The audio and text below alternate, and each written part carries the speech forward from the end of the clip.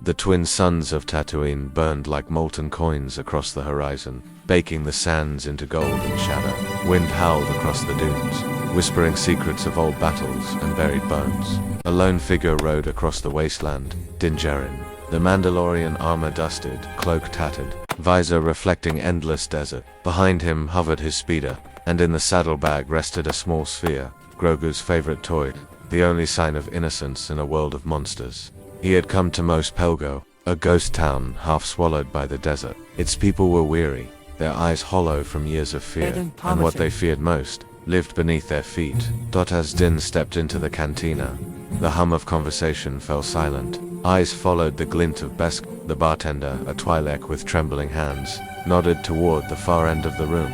"He's been waiting for you," she whispered. There sat Cobb Vanth, wearing a familiar set of battered Mandalorian armor. "It was Boba Fett's. Didn't think the guild sent babysitters," Cobb said, tilting his glass. "I'm not here for that armor," Din replied. "I'm here because something's killing your people."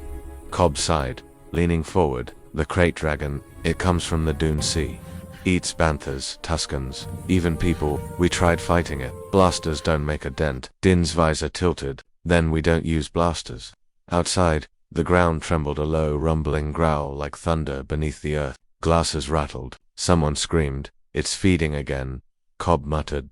Din turned toward the door. "Let's go see your dragon." They rode across the desert, joined by a small group of Tusken raiders, unlikely allies bound by necessity. Their leader signed in sharp hand gestures. "The dragon sleeps beneath the old Sarlacc pit," Din translated. "It's bigger than we thought."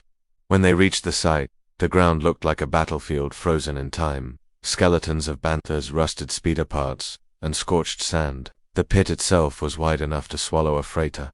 Cobb stared into the darkness. "How do you kill something that lives under the ground?" "Carefully," Din said, scanning the terrain, "and with bait."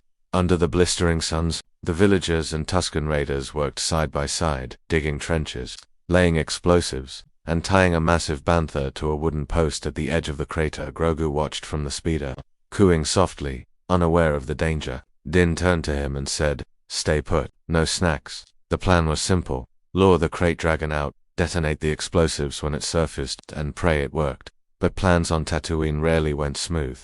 As night fell, the desert grew quiet. Stars blinked across the endless sky. The air grew still, too still. Then came the rumble. Sand exploded upward as the crate dragon erupted from the ground, a colossal serpent of bone and scale, its mouth glowing with acid vapor. The sound of its roar shook the dunes for miles.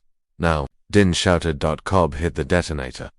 Explosions rippled across the sand, a blinding wave of fire and dust. The ground buckled. For a moment, silence returned. Then the dragon screamed again, angrier than before. "It's still alive," Cobb yelled. "What the hell is that thing made of?" The crate dragon surged out of the crater, crushing banthas under its mass. Blaster fire lit up the night like fireworks, but the bolts only burned its scales. The Tusken raiders scattered. Din and Cobb fired their jetpacks, soaring above the chaos. "It's going for the village," Cobb shouted. "Not if I stop it," Din growled. They flew low, strafing the beast with detonator charges. Each blast staggered it, but not enough. The monster dove into the sand, disappearing again. "Where did it?" Cobb started. But before he could finish, the dragon erupted behind them, acid spewing from its maw. The green vapor hit a nearby bantha, dissolving it instantly. Din swerved mid-air, flames trailing from his jet. "It's changing direction. It's hunting us." The sun rose again, painting the dunes in blood-red light. The survivors regrouped. Din knelt beside the sand, scanning with his visor. "It's learned. It knows the traps now," Cobb spat. "So what do we do, man?" Din looked toward the bantha herd. "We make it think we're food." They rigged another bantha with explosives, this time much closer to the creature's lair. The Tuskens protested, but Din silenced them with a gesture. "It's the only way." As the ground began to quake again, Din mounted the explosive-laden bantha. Cobb's eyes widened. "You're crazy if you think there's no time," Din cut in. "Tell Grogu I'll be back." Then he hit the jetpack switch and charged toward the pit. The crate dragon emerged in a tornado of sand and fury. Din didn't flinch. He gunned his jetpack, flying straight into its open mouth, vanishing into the glowing darkness.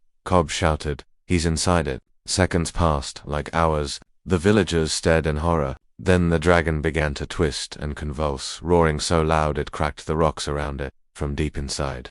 Din fired the detonator.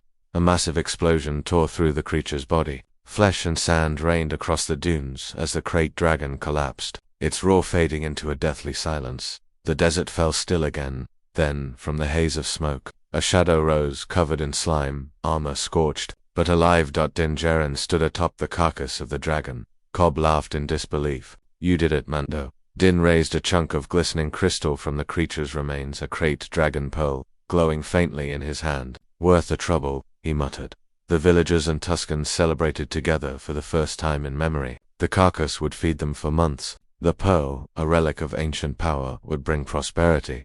Cobb offered Din the armor he wore. "You've earned it." Din shook his head. "It belongs to the man. I'll return it." He turned toward his speeder, where Grogu waited, wide-eyed, cooing softly. Din looked down at him. "Told you I'd be back."